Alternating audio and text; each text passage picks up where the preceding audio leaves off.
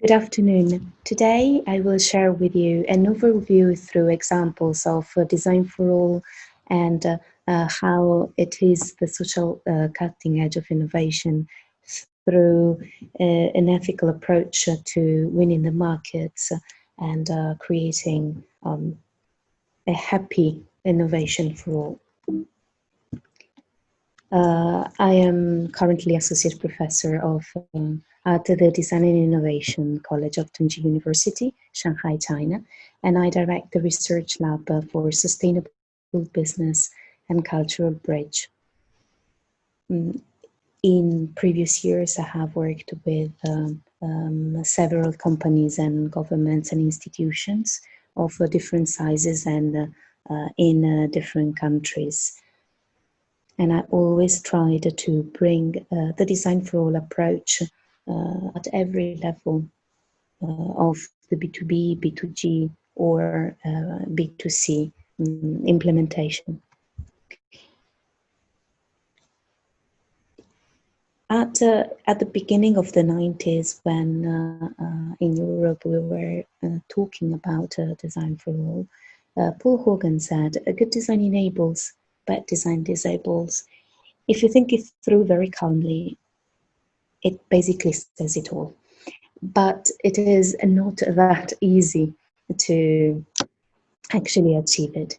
It is very relevant in an area where ethics, inclusion, and diversity are so relevant. It is very important not to forget beauty in its sense of aesthetical excellence, research, and with a craft and cultural basis.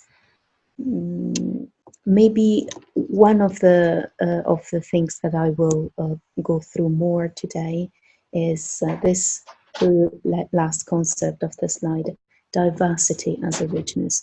Human diversity is our richness. So design is a social act. You want it, you don't want it, you're aware, you're not aware.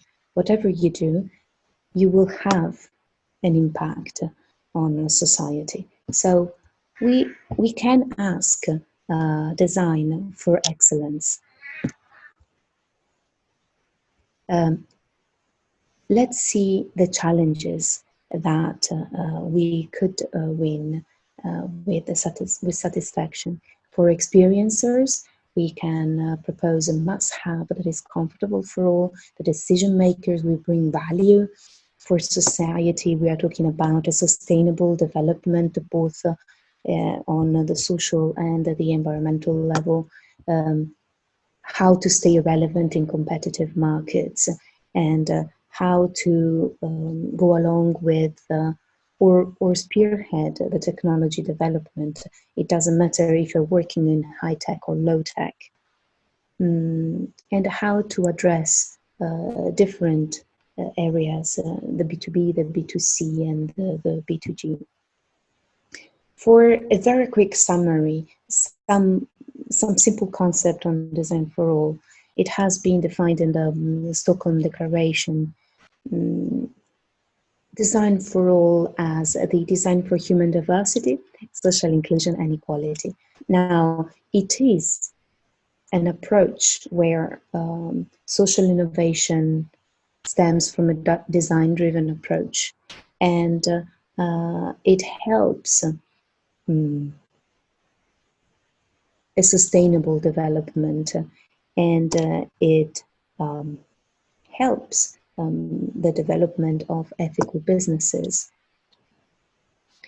It is also a way to understand through design the richness of human diversity, and by sheer definition, because it's so much intertwined with society, it needs to find a meeting point between tradition, modernity, innovation, culture, and excellence, because otherwise it won't be successful. At the end, I would like to state that social innovation is not only excellence, but is also revenues. And that is what allows a social innovation to be, when implemented, so much impactful. So to make it visual or very simple and clear, we have, let's imagine a platform where that we designed with the design for all approach. And on this platform, everybody who wishes to enjoy what we are designing feels enabled and feels that can participate with satisfaction. This is the basic of Design for All, a platform where everybody who actually wants to be there can participate with satisfaction. Design for All works very well within the SDGs, the Sustainable Development Goals of the UN, to build, create, co-create, co-design alternative scenarios. Specifically, for example, for urban interactions, it is very interesting to work on with these two levels meeting. And in the images that I am sharing with you, you see one of my experiences in Yamaguchi in Japan, where the city and some stakeholders of the city and some science students co-designed different inclusive urban interactions, very much focusing on intercultural issues. In these other images that I'm sharing with you, there are some infographics, some drawings, and some designs that summarize how social sustainability can improve the design and the implementation of an environmental program in Chinese rural area. So combining, again, the SDGs and a human diversity design-driven approach. The first question I would like to share with you is, which is the core? In my experience, this helps a lot. The core business of your client, what is the core business? Is Design for All the core business of your client, or is Design for All, can Design for All represent the design approach to the business or to the product service? Both are absolutely interesting, but they are not the same. So, for example, in this image is portrayed a group of dolls, some normal dolls, typical dolls that maybe everybody is a little bit acquainted with, like Barbie or Bratz or Disney princesses. And in the center, there is a new, it's 2 years old now, Lamily, a new doll. And the first striking difference is that the Lamily, the doll in the center, has real human proportions. In 2017, it was the only one in the market designed to be a real person, or like a real person. It's a doll with normal features and normal body proportions. Of course, it was completely customizable online, so everyone who wished to participate and enjoy this specific Design for All platform, that is in this case a doll, could go online and design its own doll with the features, the characteristics, the appearance, the clothes, the culture, the ethnicity that they liked most, or they wanted to recognize in. In this case, Lamely, the core of this enterprise is a social innovation. There was a strong will, a strong push to come up with a toy that was changing a pattern and a history of image perception, self-image perception that was, let's say, twisted by dolls that were not representative. In the next image, I'm proposing the new set of Barbies of 2020. They are from the line Fashionistas, and there are different body types, different culture, different ethnicities, um, uh, different special needs portrayed. Now, this is not the core business of the company. So I really wanted to use these two examples that maybe could seem similar, but they are very different. And it makes a difference when you design in one case or the other.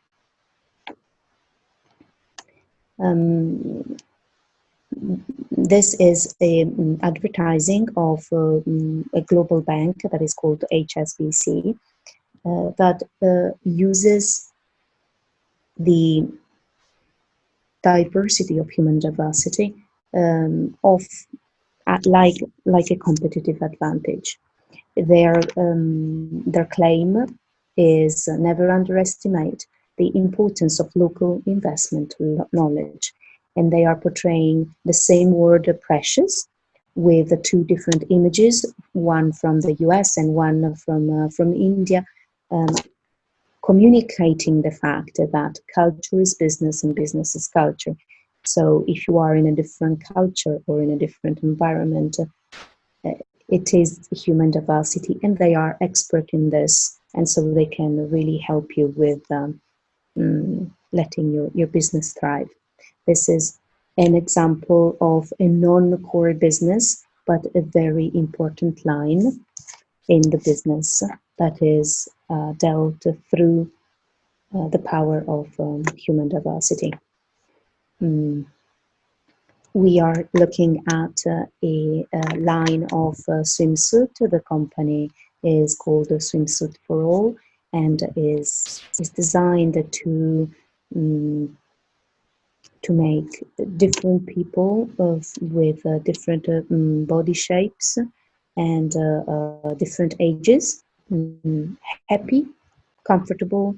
They say, I think, bold and confident in enjoying their summers. That would be the core business as a design flow. In this case, this is a service, is the covered by Vogue. You can get online and see within the catwalks of that season which elements would fit you best according to your body type and body shape. So we are going in all these examples, the trend is going away from one standardized model that usually does not exist or is very difficult to meet or to achieve, and using design to answer happily to human diversity, diverse abilities, necessities, and aspirations.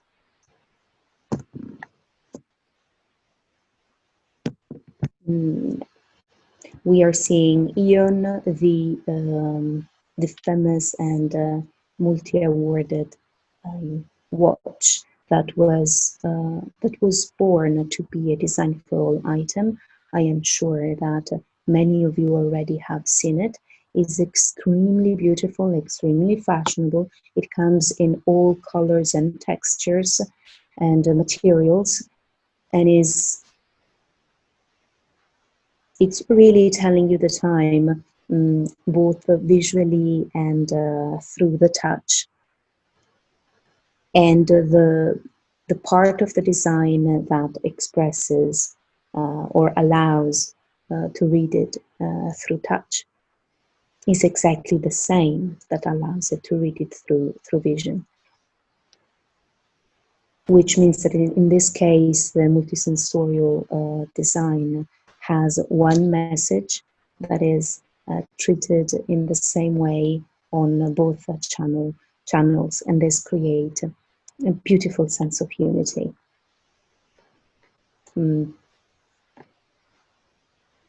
So what is that? Think about, ask the second question. Ask yourself when you're designing, what is that you're designing? Here I just propose an example. Are you designing access to something, to a building, to a service, to a system, to a product, to some information? Are you designing access or are you designing freedom? Both are okay, both are fine, but it changes the way that you approach how to answer to design to human diversity. If you want to design access or if you want to design freedom.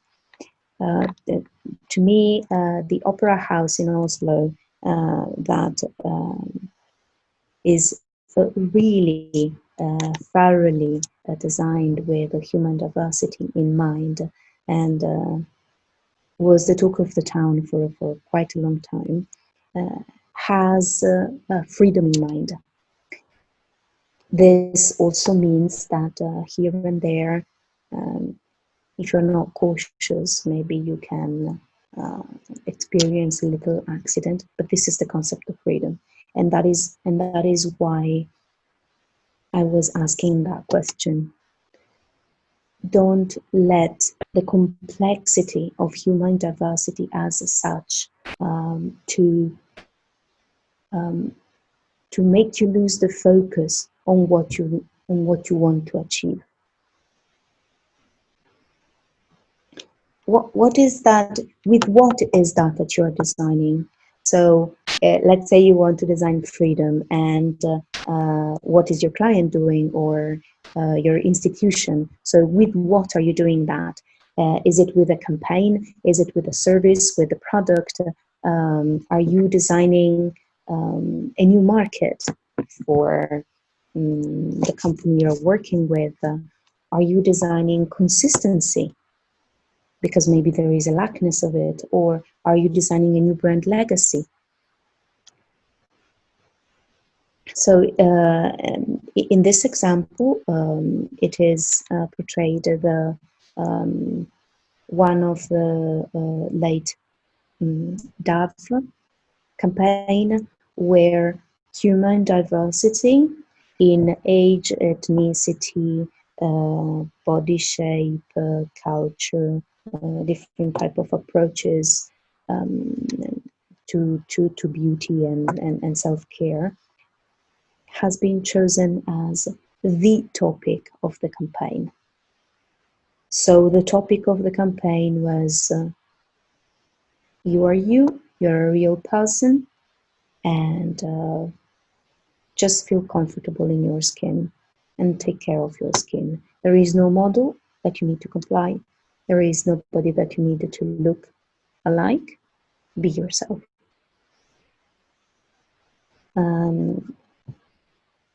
Now we go to a building. This is a restaurant. Is a restaurant on the street.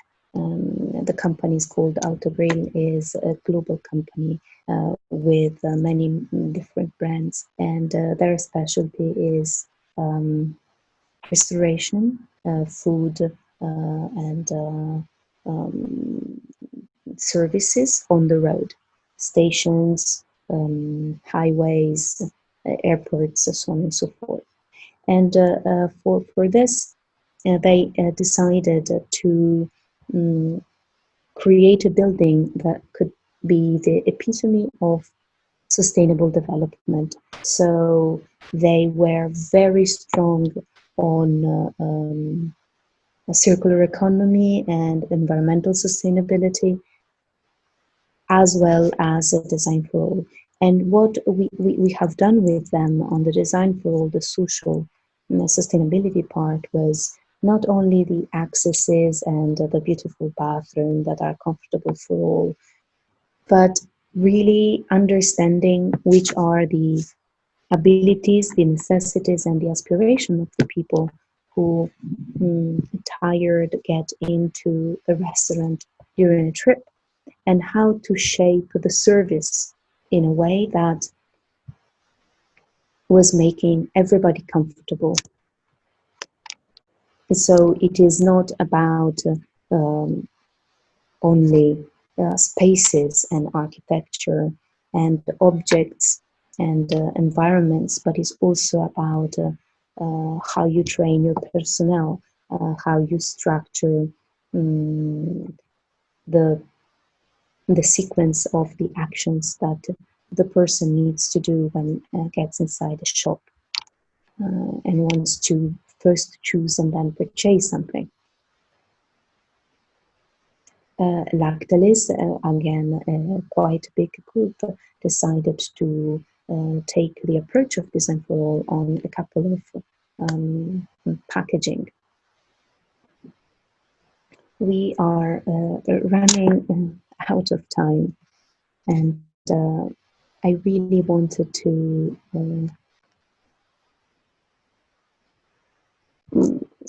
go to one slide on human diversity.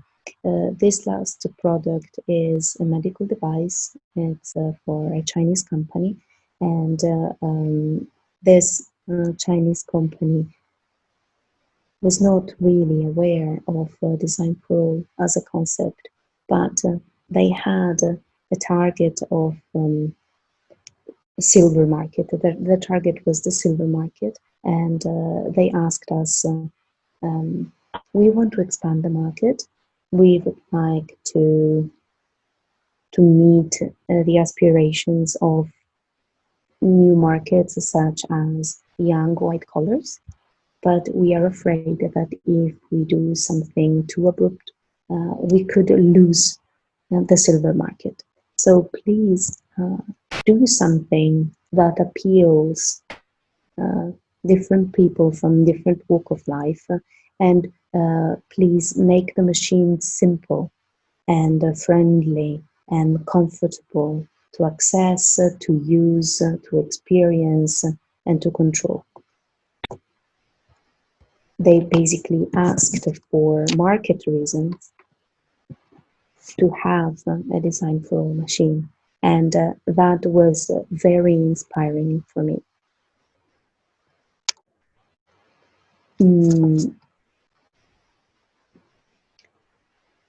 I would like to close, and I will be happy in another occasion to share with you other examples of products, services, and systems. I would like to share with you some approaches on human diversity. When you try to design for human diversity, are you focusing on the limit experiencer, or are you designing with the maximum enabling experience in mind? Usually, when you succeed in doing a design for all, you have both of those. But also, usually, you start with one of the two, according to your situation, what the clients ask, how the background of the design is. And it is tricky to go from one to the other. So always ask yourself, who's your target? Who are the all that you can say they really wish to enjoy what you're designing? And think about that first and try to design with that kind of very broad target in mind. And then try to go to the limit experiencer, because basically you are checking through the limit experiencer on your maximum enabling that you have already designed. This is a nice way to portray human diversity and how is much more powerful and alive than a standard that will never give you what the richness of human diversity can give you.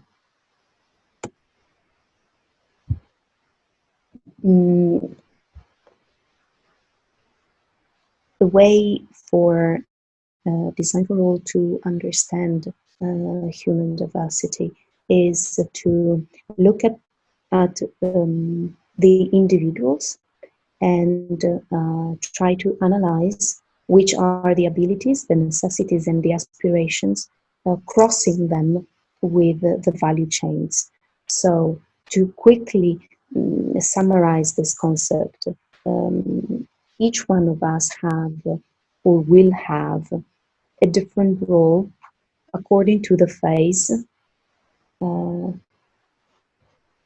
of his day or of his life in different value chains. So are we talking about a working environment, a study environment, a family environment, a friendly environment, family? According to where you are as an experiencer and what is your role. Are you the teacher? Are you the student? Are you the purchaser? Are you the clerk? Are you the person? Are you the delivery boy? Are you the technician of the molding inside the factory? Are you the manager? Are you the person who is disposing of something? According to, in that moment, who you are and what is your role, your abilities, your necessities and aspirations will change. So not only we are all different, but each one of us is different according to the situation or the value chain and the role that we have in the value chain. I had prepared some slides on multisensoriality and how to answer through multisensorial design and cognitive analysis to complex themes as language for all. But we really are out of time. So for the next time, I will close with this as a little tip. When you are designing for human diversity, and you have decided or you were told who is your target, how your target is composed, you have already defined your ecosystem where your design will live, and the ecosystem where your target will experience your design. Your design in a holistic way is an organism of elements and links. And each element and each link of your design is directly connected to the abilities, the necessities, and the aspirations of your target. Remember that not every characteristic of your target is relevant for your design. So I would suggest for you to create a little map where you can where you can cluster the characteristics of your target that you feel are in a strong relationship with the characteristics, the performances, the purposes, the elements and the links of the organism that is your design, and concentrate only on this relation.